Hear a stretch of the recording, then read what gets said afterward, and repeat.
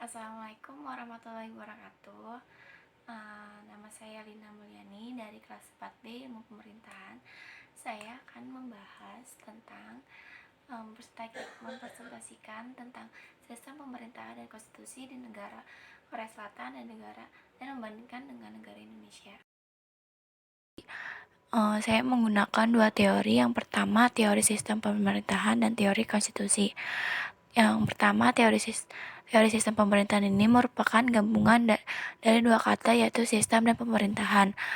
Yang pertama, adanya sistem menurut Muhammad Kusnardi di sini merupakan suatu sistem keseluruhan yang terdiri dari bagian yang mempunyai hubungan fungsional yang baik antara hubungan fungsional terhadap keseluruhannya.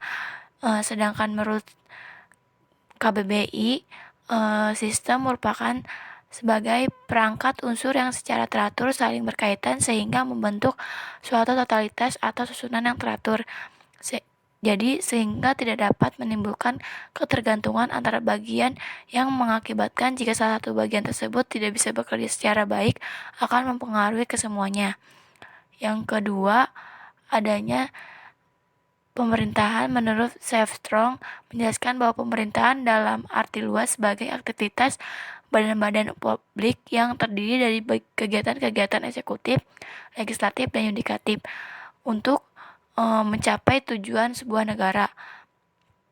Sedangkan menurut Sri Sumantri menyatakan bahwa sistem pemerintahan adalah hubungan antara lembaga legislatif dan eksekutif yang terdapat perbedaan yang jelas antara sistem pemerintahan presidensial dan parlementer. Jadi, kedua sistem pemerintahan ini membahas bagaimana sih proses pembagian kekuasaan serta menghubungkan antara lembaga negara yang melaksanakan atau menjalankan kekuasaannya demi untuk menyelenggarakan kepentingan rakyat. Lanjut, adanya teori konstitusi. Menurut bahasa Indonesia, semua ketentuan yang mengatur ketatanegaraan Undang-Undang Dasar. Sedangkan menurut KC Ware mengemukakan bahwa konstitusi adalah seluruh sistem ketatanegaraan yang berupa kumpulan peraturan yang mengatur, membentuk, ataupun memerintah dalam suatu negara. Jadi, di dalam sebuah negara pasti semua peraturan sudah ditentukan oleh UUD yang bersifat mengatur dan membentuk sebuah negara agar sebuah negara tersebut dapat bekerja sama dengan sebuah lembaga konstitusi di setiap negaranya. Selanjutnya, pembahasan sistem pemerintahan dan konstitusi di Korea Selatan. Yang pertama, Korea Selatan adalah negara republik yang menganut sistem pemerintahan presidensial campuran. Karena negara Korea Selatan ini menggunakan bentuk negara kesatuan, tapi menggunakan sistem campuran seperti presidensial dan parlementer. Di sistem presidensial ini baru dilakukan pertama kali oleh masa presidensial Lee Chang-man dengan masa sistem pemerintahan di Korea Selatan yang mengubah menjadi parlementer pada Republik Kedua, karena di dalamnya ada sebuah konstitusi yang telah menerapkan adanya parlementer di dalam sebuah pemerintahan. Presidensial campuran ini telah mulai sejak Republik Kedua tahun 1960 dengan dijalankannya oleh Presiden dan Perdana Menteri. Sebelum pada masa Republik Pertama, negara Korea Selatan ini hanya menggunakan satu sistem pemerintahan, yaitu presidensial. Dengan adanya pembagian kekuasaan di Korea Selatan meliputi 3 lembaga, yaitu adanya eksekutif, legislatif, dan yudikatif. Yang kedua, adanya pengadilan konstitusi. Ini menjadi lembaga yang memiliki tingkat tertinggi. Karenanya, konstitusi di negara Korea Selatan ini meliputi adanya hukum dasar yang telah 6 kali perubahan konstitusi di Korea Selatan pada tahun 1948, 1960, 1962, 1972, 1980, 1988. Pada setiap perubahan ini, konstitusi di Korea Selatan menjadikan negara ini sebagai republik yang baru. Konstitusi ini telah melengkapi beberapa cabang eksekutif yang dipimpin oleh presiden yang menunjuk Perdana Menteri.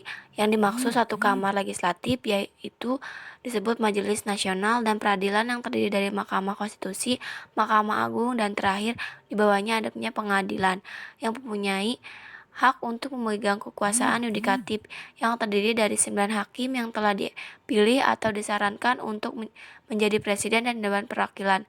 Hakim ini akan menjabat selama kurang lebih 6 tahun ke depan dengan usia yang tidak boleh melebihi batas umur 65 tahun pada saat telah terpilih.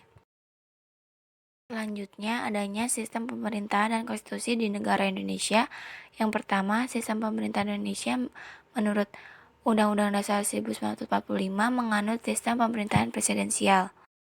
Di dalam sistem pemerintahan presidensial ini berupa badan eksekutif dan legislatif yang memiliki kedudukan yang saling independen. Dari kedua badan tersebut tidak berhubungan secara langsung karena pada sistem pemerintahan parlementernya ini mereka dipilih oleh rakyat secara terpisah. Di dalam kekuasaan eksekutif, Indonesia mempunyai konstitusi pada cabang kekuasaan pemerintahan yang dipegang oleh presiden dan dibantu oleh wakil presiden dan para menteri dalam menjalankan fungsi pemerintahan. Presiden juga mempunyai kedudukan sebagai kepala pemerintah dan kepala negara. Presiden dan wakil presiden memegang jabatan selama 5 tahun dan dapat dipilih kembali hanya untuk 1 kali masa jabatan.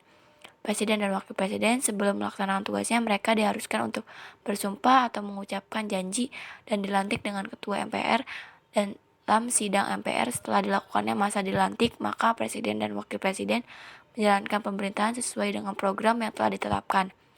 Presiden dan wakil presiden dalam menjalankan pemerintahan tidak boleh bertentangan dengan UUD Undang-Undang Dasar Kesatuan Republik Indonesia pada tahun 1945.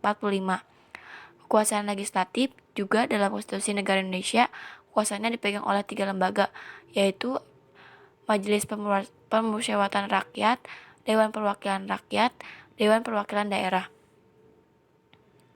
Ketiga lembaga ini memiliki kewenangan yang berbeda dalam menjalankan kekuasaan legislatif, serta dibantu dengan Badan Pengawasan Keuangan (BPK), sedangkan kekuasaan yudikatif dalam Undang-Undang Dasar NKRI 1945 telah dijalankan oleh lembaga Mahkamah Agung, Mahkamah Konstitusi, dan Komisi Yudisial. Yang kedua, adanya konstitusi di Indonesia selalu mengalami yang namanya perubahan.